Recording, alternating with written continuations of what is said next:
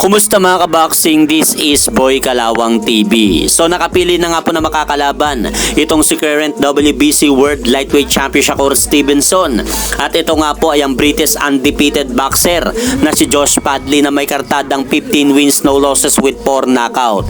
At ayan pong balita na yan ay kinumpirma mismo ng DAZN. Kaya napakaiksi nga po ng preparasyon nitong si Josh Padley upang paghandaan ang magaganap na laban nito kontra kay Shakur Stevenson ngayong darating na February 22 sa Riyadh, Saudi Arabia.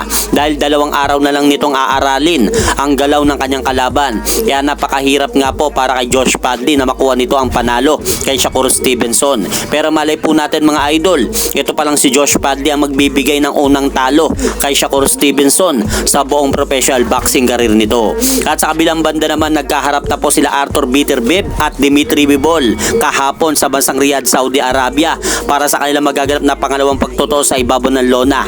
Dahil noong unang naglaban nga po sila ay tinalo nga po ni Arthur Beterbiev itong si Dimitri Bivol via majority decision. Kaya abangan na lang po natin mga idol sa linggo kung makakabawi ba si Dimitri Bivol kay Arthur Beterbiev. Dahil kung manalo nga po dito mga idol si Dimitri Bivol ay magkakaroon nga po silang dalawa ng trilogy fight. At kung manalo naman po dito si Arthur Beterbiev muli, ito na nga po ang huling laban nila sa isa't isa.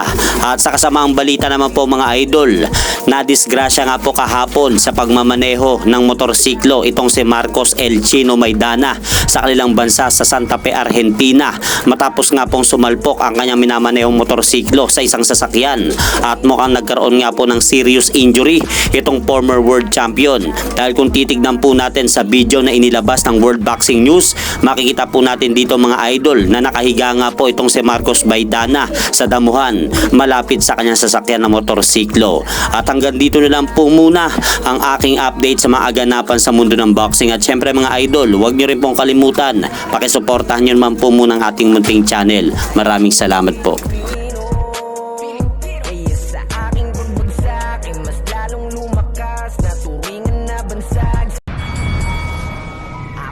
Casimero